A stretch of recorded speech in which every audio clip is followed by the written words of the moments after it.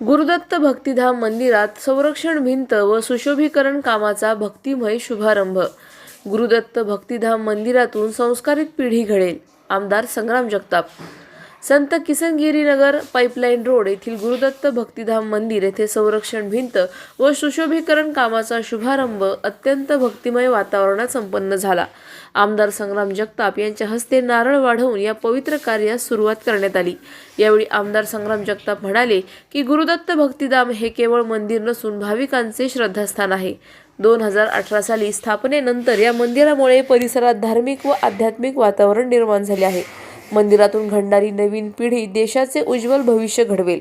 समाजात संस्कार रुजवण्यासाठी अशा मंदिरांची निर्मिती अत्यंत आवश्यक आहे।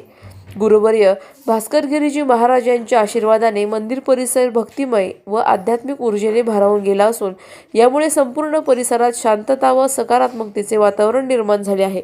या प्रसंगी प्रभागाचे नगरसेवक संपत बारसकर, डॉक्टर सागर बोरुडे, शिवा चव्हाण, सुनील नाळके, विजय गुंदेचा यांच्यासह अनेक मान्यवर व भाविक मोठ्या संख्येने उपस्थित होते। कार्यक्रमानंतर भाविकांनी गुरुदत्त महाराजांच्या चरणी नतमस्तक होत या कार्याच्या यशस्वी पूर्ततेसाठी प्रार्थना केली। हा शुभारंभ कार्यक्रम श्रद्धा, भक्ती व सामाजिक ऐक्याचे सुंदर दर्शन घडवणारा ठरला। प्रतिनिधी स्वामी गोसावी, न्यूज 24 घडामोडी, अहिल्यानगर।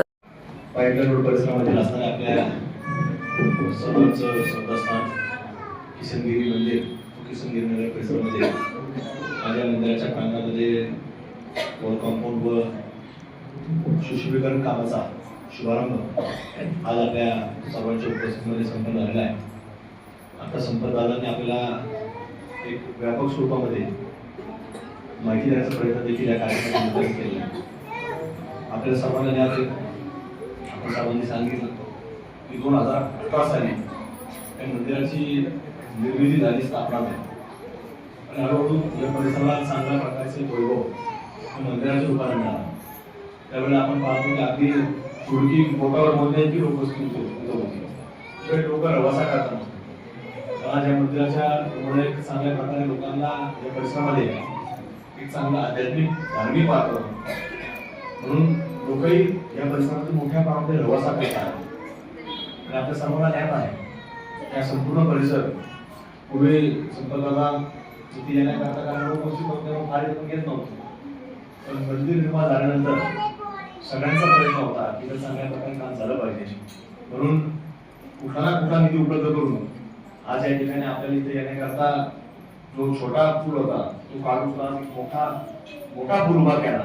त्यामुळं चांगल्या प्रकारे आज पाऊस जरी आला, पाणी जरी आलं तरी आता कुठेही आपल्याला अडचण राहिली नाही। म्हणून हळूहळू त्याला आता सांगितलं संपर्क त्याला कळलं, ते लगेच 2 माणसाचे पदर पाठवले आणि पदर पाठवून ते त्याला कुठलाही काय महानगरपालिकेचा नाही, आमचा नाही, शासनाचा नाही, कोणाचा नाही, सक्षम असल्यामुळं अडचण येते। त्यामुळे असेल ते सक्षम व्हावं अशी मी भगवंतासाठी प्रार्थना करतो। कायम ते असे काम करत राहते, कारण कसं होतं हत्तेकर साहेब असे लोक असले तर सगळं ते होतं। मग हे उद्या आपलं मंदिर बांधण्यामध्ये आपल्याला त्यांना सांगता येत हे नाही दुसरं, आणि शेवटी मंदिर निर्माण झाले तर या पिढ्या काढणार आहे आणि पिढ्या जर चांगल्या काढल्या तरच हा देश टिकणार आहे। त्यामुळे हे सगळं पिढ्या घडवण्याकरता अशा मंदिराची निर्मिती होणं हे अत्यंत महत्वाचं या अलीकडच्या काळामध्ये झालेलं आहे। त्यामुळे आपण पाहतो की धर्मापासून जर बाजूला राहिले तर दिल्लीमध्ये आपण घटना पाहिली, बाहेरून कोणी नव्हता, भारतातल्याच लोकांनी तुम्हाला सांगतो दिल्ली मधला बॉम्बस्फोट होणार। त्यामुळं आपल्याला पिढ्या अशा घडवायच्या की ज्या मंदिरातून बाहेर जातील। मंदिरातली जी पिढी बाहेर येणार आहे ती तुम्हाला सांगतो देशाच्या बॉर्डरचा सोडा, पण आज सुद्धा पुढे जर असं कृत्य करायचा विचार जर आणला तर तुम्हाला सांगतो त्याचा जागच्या जागी बंदोबस्त करण्याचं काम त्या मंदिरातल्या घडणाऱ्या पिढ्या करणार आहे। त्यामुळे मंदिराची निर्मिती हे अत्यंत महत्वाचं आहे। त्यामुळं आपण जे काय सगळ्या इकडच्या असणाऱ्या सगळ्या कमिटीचा प्रयत्न केलाय तुमचे सर्वांचे, मी आज 2018 पासून जे मंदिर निर्माण झाले आज तुम्ही सगळे आजपर्यंत सगळं चांगलं सांभाळलेलं आहे, चांगलं पुढेही याचं भव्यता याचीच वाढत जाणार आहे। तुमच्या सर्वांचं मी मनापासून या ठिकाणी काम केल्याबद्दल अभिनंदन व्यक्त करतो आणि केल्याबद्दल कार्यकर्ता म्हणून आभार देखील व्यक्त करतो, कारण तुम्ही लोकांनी केलं सर पुढे जाणार म्हणून हे सगळं करणं देखील अत्यंत महत्वाचं असतं।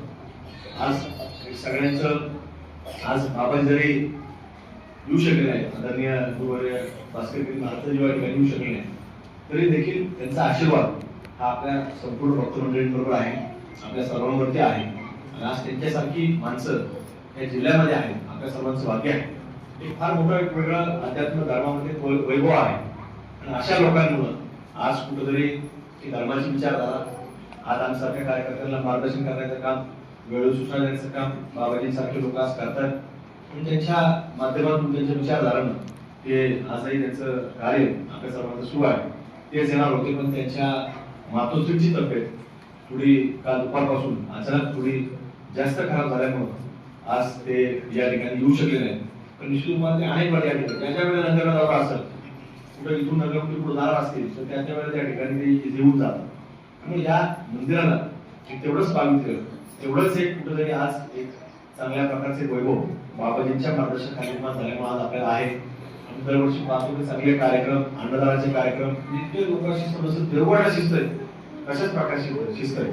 आणि त्यामुळे बाबाजींकडून आपण ती शिस्त शिकलोय. आणि आपण प्रयत्न करतो की बाबाजींनी जी सूचना दिल्या तसं देवगडची एक भूमी त्यांनी स्वच्छ ठेवली, तसं आपण प्रयत्न करतोय की अहिल्यानगरची भूमी देखील, आता पूर्वीचं नाव जरा वेगळं होतं, अहिल्यानगर नाव झाल्यामुळे आणि बाबाजीच्या देवगडप्रमाणे आपल्या अहिल्यानगरची भूमी देखील थोडी स्वच्छ राहिली पाहिजे.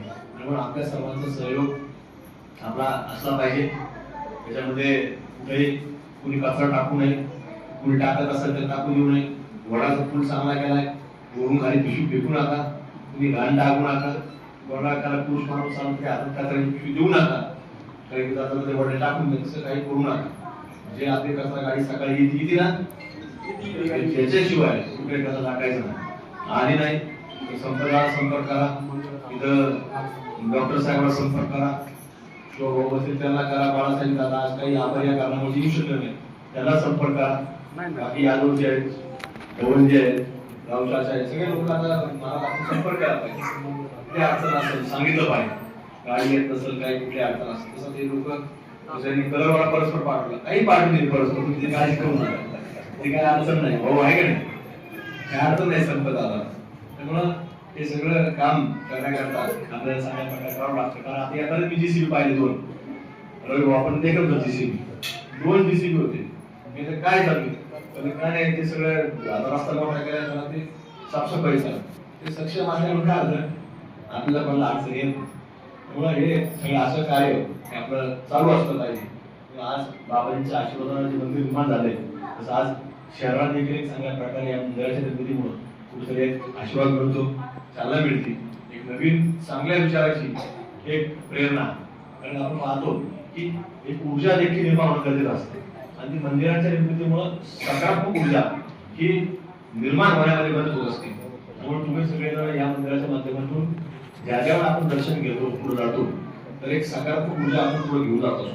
त्यामुळे मंदिराच्या माध्यमातून सगळं कार्य पुढे चालू असतं. आज या परिसरामध्ये एक चांगली मंदिराला साधनाची एक डिझाईन वाली समोरच्या बाजूने भिंत असं नियोजन संप्रदायाने केलेलं आहे. भविष्यामध्ये आज आपण पाहतो की बऱ्यापैकी कॉन्क्रीटकरण सुरू आहे. भविष्यामध्ये आमचा प्रयत्न आहे. अशाच बातम्यांचा आढावा घेण्यासाठी आजच आपल्या YouTube चॅनलला सबस्क्राईब करा. बातमी आवडल्यास लाईक करा आणि इतरांपर्यंत शेअर करा.